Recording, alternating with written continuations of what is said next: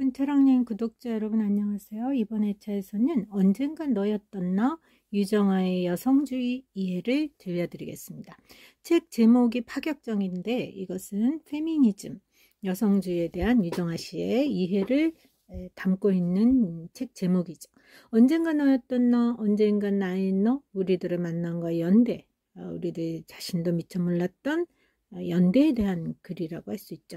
유정아 씨는 더 좋은 세상을 만들기 위한 친노임을 공언하신 적이 있는데요. 서울대 말하기 강의 교수이고 세화 여중고를 나와서 KBS 아나운서로 입사하셔서 다양한 음악 프로그램을 진행하고 클래식 전문 작가로도 유명하시죠. 프롤로그. 자, 지금 여기에 나는 과거의 나들의 총합인가? 그렇다면 미래의 나, 지금 여기의 나를 포함한 나일 것인가? 미래의 우리는 지금 여기에 이른 우리가 어떤 태도로 나아갈 때 보다 아름다울 수 있을 것인가? 유정아 씨는 이런 물음을 머릿말에서 제기하죠. 작금의 여성주의적 시선들은 역사가 축적해 길어올린 것이지 뜬금없이 외부로 침입한 것이 아니다. 한 평범한 인간의 궤적 그 안에서 이러한 시선은 자라왔다. 그 작은 목소리에 귀 기울이는 것이 여성주의다.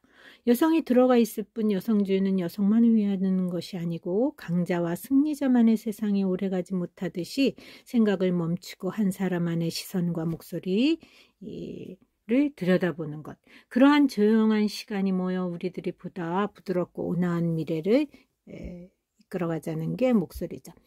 자, 반동과 반성과 연대. 나는 살면서 어느 순간부터 남자가 되고 싶었던 것 같다.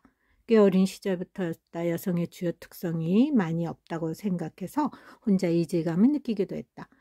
90년대 회사 다닐 때 처음 받은 컴퓨터 수업 시간 신원 확인을 위해 화면에 뜬 첫 질문. 당신은 남자입니까? 나는 순간적으로 예를 누르고 이 아니오의 수정 방법을 몰라 다음으로 나아가지 못했던 황당한 기억이 있다.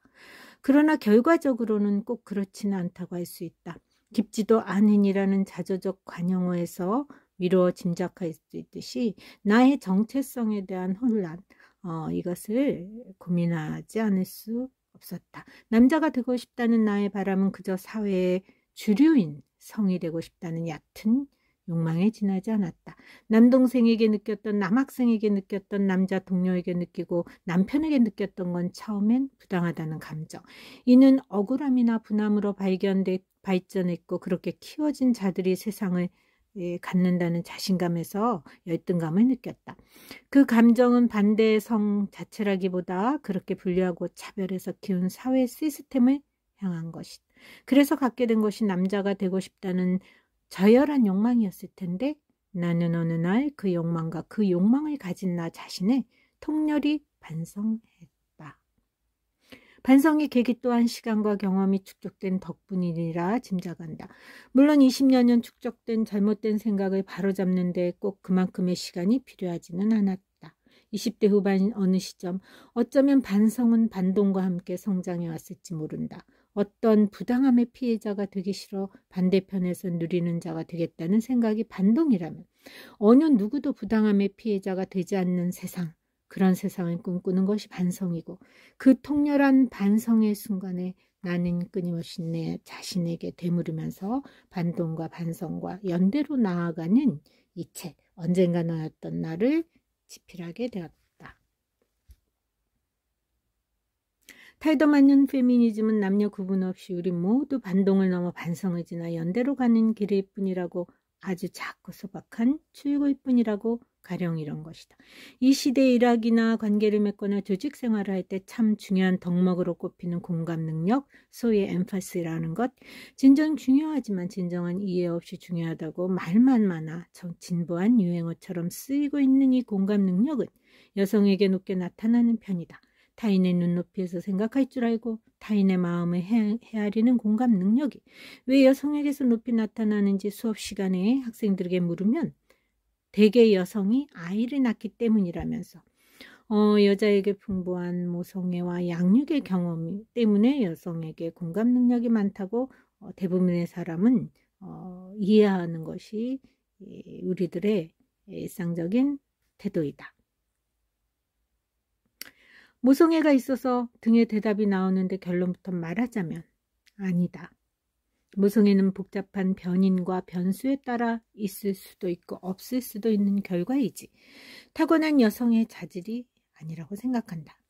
지금까지 커뮤니케이션 학자들 사이에서 도출한 가장 정답에 가까운 추정은 역사 속에서 여성이 남성에 비해 약자로 살아온 시간이 길었기 때문이라는 것이다. 여성이라는 성은 수천 년간 상대적 약자로서 인류와 함께 살아왔다고 할 수 있다. 여성이라는 성은 수천 년간 상대적 약자로 살면서 목숨을 부지하기 위해서라도 상대 생각을 읽고 마음을 헤아리며 살다 보니 공감과 이해 능력이 깊이 체화된 까닭이다. 그런데 이 시기에 대도하는 여러 주요 직업이나 조직에서 공감 능력을 특히 필요로 하는 일이 늘어나면서 여성이 상대적으로 주목을 받는 것이다. 그러니까 여성의 덕목이라고 여겨졌던 인간의 어떤 능력이 부각되면서 여러 집단이 목소리를 낼 수 있고 여러 집단이 목소리를 내기 때문이라는 것이다. 여성이라는 성인은 수천 년간 상대적 약자로 살기 위해서 목숨을 부지하기 위해서 상대의 생각을 읽고 마음을 헤아리며 공감 능력을 체화시켰다. 예전에 반동적인 나라면 이제 조금 여성이 각광받는다고 투덜대는 남성을 타도하라. 수천 년 억울했던 지난 역사 토해내라. 또 다른 여러 구호를 만들어 외쳐댔을지 모르겠다. 그러나 이제 반성적인 나는 그 저열한 구호를 삼키고 다른 이야기를 만든다. 만일 공감 능력이든 무엇이든 내세워 수천 년 앞으로의 역사에서 이전 수천 년의 남성처럼 때로 잔인하고 파렴치하게 힘을 가지겠다는 성이 여성이란 그것이 현재 페미니즘의 현 주소라면 그때는 그야말로 약자 남성이 되어 그 여성 권력에 대항해 싸우겠다. 여기서 우리는 유정아 씨의 새로운 페미니즘에 대한 이해를 보게 됩니다. 여성주의는 여성의 남성보다 우월하게 여기는 것은 결코 아니고 함께 연대해서 아름다운 세상 미래로 나아가자는 것이죠. 페미니즘은 여성도 남성같이 힘과 권력을 가지자는 것이 아니다. 과도기적으로 권력을 가져야만 바꿀 수 있다면 수단으로서는 물론 가질 수 있겠지만 궁극에는 다 같이 힘을 빼자는 것이다. 힘과 권력의 개념 정의를 다시 하자는 건 누구나 무엇이든 할 수 있는 세상을 만드는 것이 아니라 무엇을 하지 않아도 못해도 살 수 있는 세상을 만들어 보자는 것. 땀으로는 더할 수 없는 다른 방법을 가져보자는 것. 돌고 돌아 다시 남성의 세상이 올 것이라는 위로를 건네는 것이 아니라 그런 구분 자체를 없애고 이원론적인 구분 없이 다른 차원의 아름다운 세상을 향해 가자. 좀 더 공상해보면 남녀 구분 없이 헤아리는 더듬이를 가진 새로운 신인류의 출현을 기대고 기다려보자는 것이 나 유정아가 이해하는 새로운 페미니즘의 깊이이다. 페미니즘 이해라고 할 수 있다.